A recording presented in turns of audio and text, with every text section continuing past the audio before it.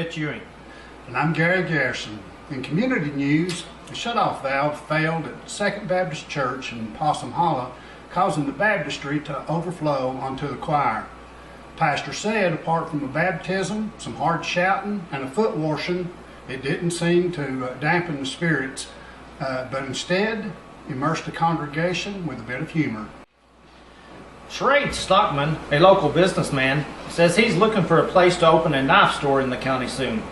The name of the store will be Never a Dull Moment. Mr. Stockman said the first 50 customers will receive a bladeless knife without a handle. One of our reporters asked him if his keen and sharp puns could keep him in business, and Mr. Stockman responded by saying that he didn't know, but he was willing to take a stab at it. Some political news at this hour.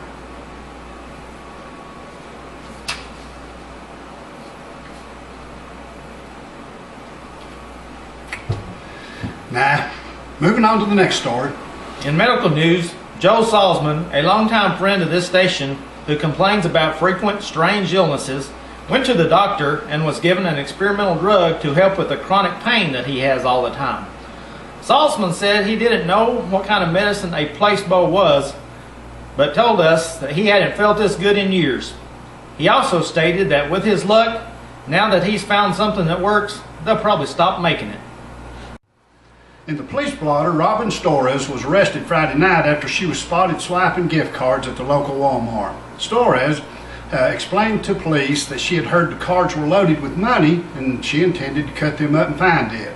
Authority says Ms. Storres was charged $500 at a 23% interest rate. In other police news, a county deputy recently discovered a new seasoning, which he said the sheriff intends to use at his next picnic. Jay Walker, street patrolman at Gibson Station, was reportedly grilling burgers on his back deck Sunday when he realized that he was out of seasoning. Being a quick thinker, Jay retrieved a can of pepper spray from his police equipment to use as a substitute.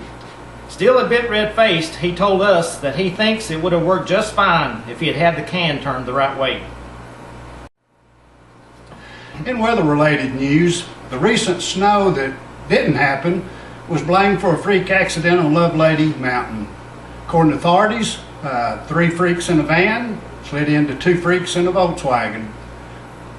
One of the passengers in the van said, "That was just freaky, man." Police say rescues were freaked out about the whole thing. Meteorologists who have been studying weather patterns in our area have released a report saying that it is now a foregone conclusion that the Cumberland Gap Tunnel does in fact influence the weather in Southwest Virginia. According to the National Weather Service's Edna Sprinkles, residents of Southwest Virginia started noticing a difference in their weather soon after the final blast of dynamite opened up the tunnels which go through the mountainous boundary that separates Kentucky and Virginia. Sprinkles research suggests that the tunnels act much like a chimney, causing a draft which funnels any precipitation moving from the southwest directly into Kentucky, effectively bypassing Southwest Virginia. She says that from studying many examples of Doppler radar of the area since the tunnels opened, it's very obvious that most green or blue blobs moving towards the area split at this point. Residents of the area say that this phenomenon makes them look like liars to their children when they're trying to explain how they used to walk uphill 8 miles both to and from school all through the winter in snow up to their waist. In an effort to combat this problem, government officials have given a $2 million grant to a local university to study as to why the parents never went downhill. They say in the meantime that they may install plastic strip curtains on the tunnels. In sports, Justin Case, a local weightlifter, was forced to drop out of the upcoming strongman competition after pulling a muscle in his gluteus maximus while twerking at the local karaoke club. Case said that although he is somewhat disappointed, he is taking it in stride. He further explained, "Anyway, those things are just too blamed heavy."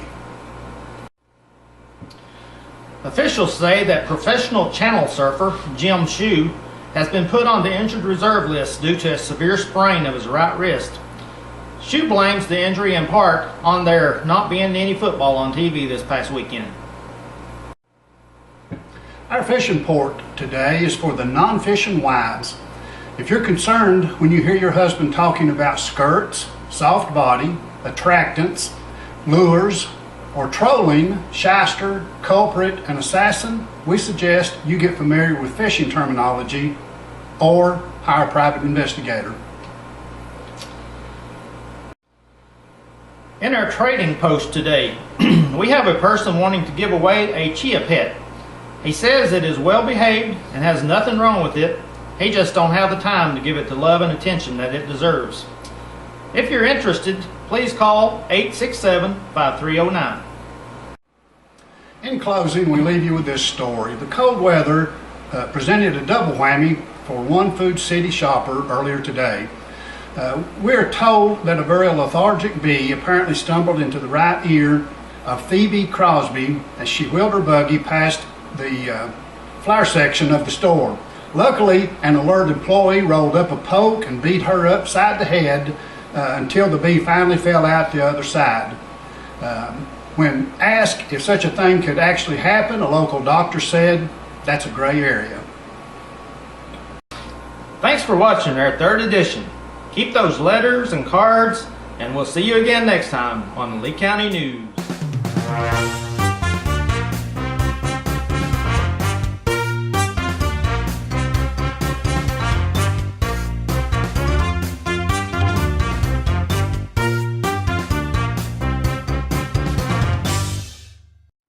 In medical news, Joel Salzman, a longtime friend of this station, who complains about frequent strange illnesses, went to the doctor and was given an experimental drug to help with the chronic pain he has all the time.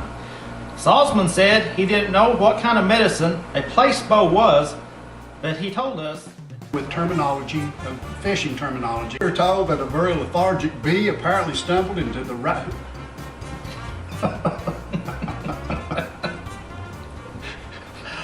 influence the weather.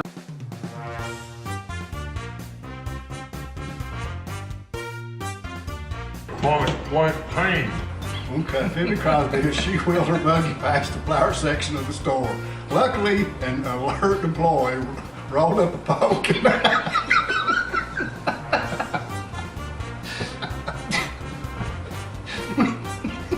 and beat her upside the head until the bee finally fell out the other ear. On there not being any football. Some political news at this hour.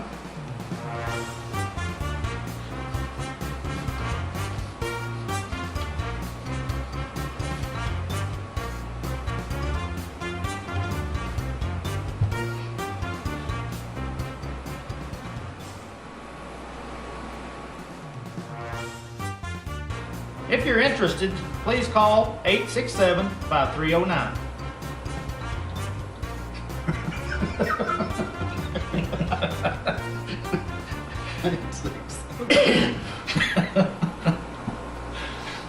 Phenomenon. And she intended to cut them up and find it. Authorities... I lost it. Sorry.